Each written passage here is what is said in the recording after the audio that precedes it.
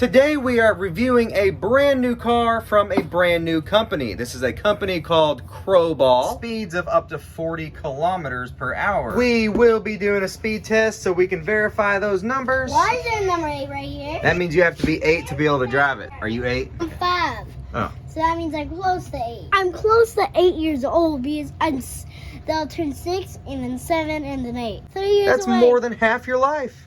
So I can run this car. Oh, okay. Definitely a sweet looking car. Inside the box, you get your owner's manual. They have exploded parts diagrams in here and a list of parts as well. Very happy to see that. They also give you an email address to get a hold of them. Controller comes with your battery charger, screwdriver, wheel nut wrench, and extra body clips. A single wheel wheelie bar. You need to supply your own AA batteries for the controller. Push all that to the side and get to the car itself. Got 3 LED headlights in the front. Tail lights. Yeah, you do have some lights in the rear of the roof. And yeah, it looks like there's some lights in there as well. So this thing's gonna light up good. From first glance, it looks like some pretty beefy control arms. The rear suspension bottoms out a little easier than I'd like to see. The front doesn't have a whole lot of travel. There's no foam in the tires. That's okay on a vehicle this light. It's definitely lightweight. It's plastic everything. That scares some people away, but plastic is good at flexing back after a crash, while metal usually likes to bend and cause other parts to break. Under the body shell, light cords you want to be careful with. However, you can unplug them pretty easily from the ESC. The battery clips in like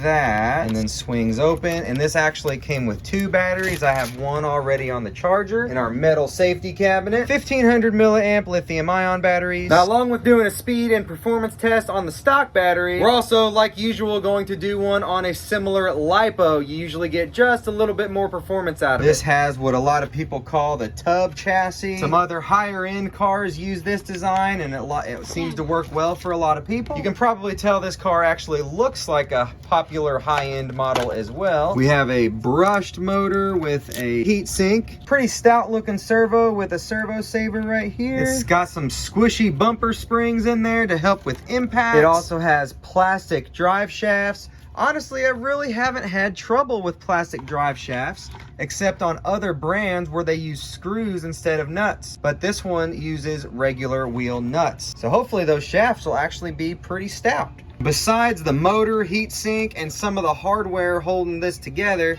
the only other thing I see that's metal is the drive shaft, the center drive shaft in there. Honestly, I don't know if there's a whole lot else I can say about it, so now we're just going to slap the battery in, put the body back on, put some batteries in the remote control, and we're gonna take it outside right now before it gets dark. Driving tips for beginners. So if you're a beginner, you should read that. And don't forget to hit the subscribe button for more awesome content from this channel. Leave a like on today's video. By the way, anyone interested in how our basement is looking, we're coming along just fine. We'll have her finished in just a couple of days.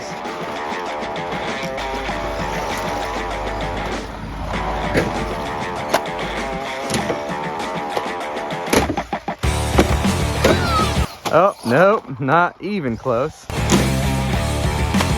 Nice one. What?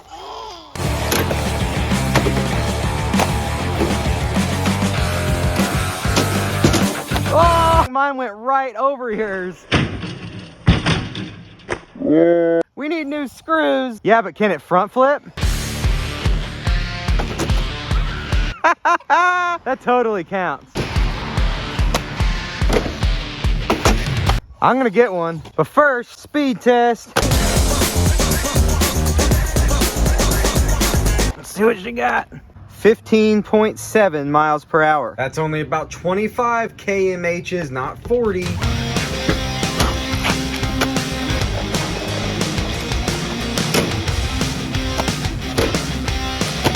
Oh.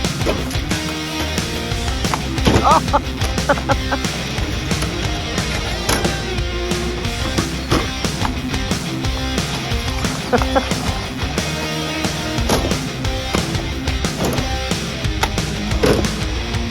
Yeah, front flip.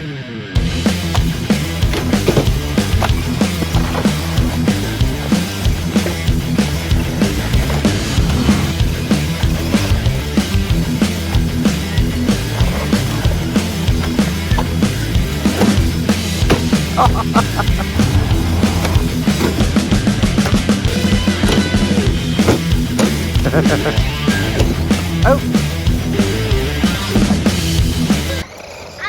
Is that good? Did that taste really good? Was that dirt delicious? Yes. Really? Because just a second ago you had a really disgusted look on your face. Is it still gritty? Yes. Okay, yum. All right, I can tell this battery's starting to lose power. I'm gonna go ahead and put that LiPo in. Motor is smoking hot, by the way. I can't even touch it for a second without burning my little fingies. Battery did not pop out of its holder. I was actually kind of surprised. I thought it might, but she stayed in there. In with the LiPo.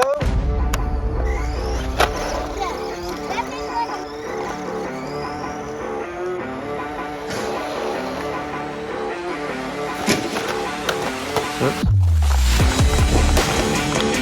That time we got 16.1 miles per hour.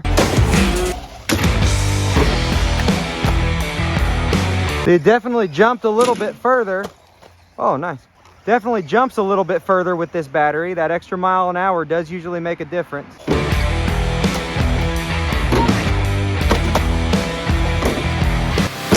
Yeah!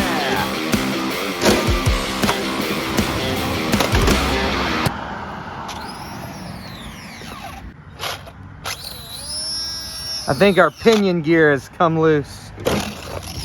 There are definitely some pros and cons. A con, in my opinion, is the speed. When you consider the price of this car and the fact that it's a 14 scale and it's brushed, the speed really isn't all that bad. It's a pretty similar speed to what some even larger low budget cars come with. This thing crashed quite a bit and all the lights are still working. These only turn on in reverse, but they were still working. And the issue we ran into, we can now see, is it's still extremely hot, but the motor has loosened up. We'll look at that in a minute. It also did take quite a few crashes and it held up pretty good. The suspension will actually allow one wheel to pivot all the way back without pulling the other one with it to help keep things from breaking.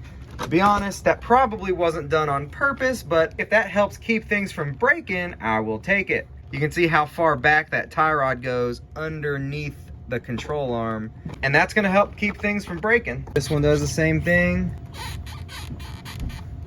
As you saw, we got less than 1 mile an hour difference with this battery, so the difference really wasn't all that much. All right, removed 11 screws to get this off the ESC and remove this cover so we could see what's going on with the motor and why it got all loose on us. Definitely some screws that backed out. In fact, I can tell that they backed out all the way. They both are completely out. There's one. Well, I found it. It is hanging out right down there by the spur gear. It's stuck in all the grease. She's still in there. Just gonna use my dental pick here. Got it. All right, let's see if the threads in the motor are damaged. Everything's okay. All that happened was they backed out because there was not any or enough Loctite on those threads. Anytime you have a metal screw going into some sort of metal assembly, you need to use Loctite or most likely the screws will come out. Now, we gave this thing quite a bit of abuse, and the fact that nothing actually broke is a good sign. It's common for this to happen on any car. Usually doesn't happen quite that quick, but we definitely subjected this thing to quite a few vibrations today. If you get one of these cars, I would say it's probably a good idea to Loctite those. If you're a beginner, you may not know that a lot of people actually go through the entire car before they even run it at all and add grease to the differentials, oil to the shocks if they're oil-filled shocks, and they also go around and check tightness of all the screws and they check for Loctite. So the fact that this happened isn't really completely out of the ordinary, unfortunately. I don't remember how many screws I said, 11 or 15 screws. That's not that bad. The hardest thing is remembering where they all came from. Some cars use the same screw in almost every spot. This one did not. There were different screws, so just make sure you remember where they all go. Obviously, this car is a little bit more geared toward the beginner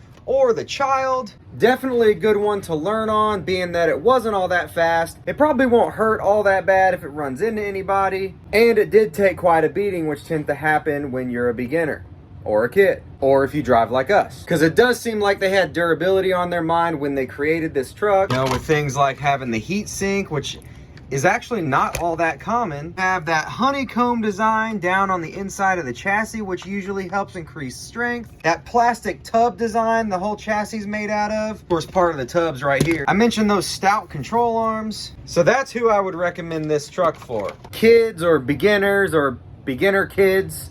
Also, there is a link in the description of this video if you decide you are interested in purchasing one. Anyway, I'm gonna put this back together. We do have a couple more awesome reviews coming out soon, along with more awesome stuff from some of my favorite cars we already own. Here's another quick basement update. We're coming along quickly. Everything's looking awesome. Someone must have done all this while we were out driving this thing. Thanks everybody for watching. Remember to like and subscribe and do all that awesome stuff. Hit the notifications bell. And just remember, even if you're ugly, you're beautiful in my eyes. So, hope that helps. LOL.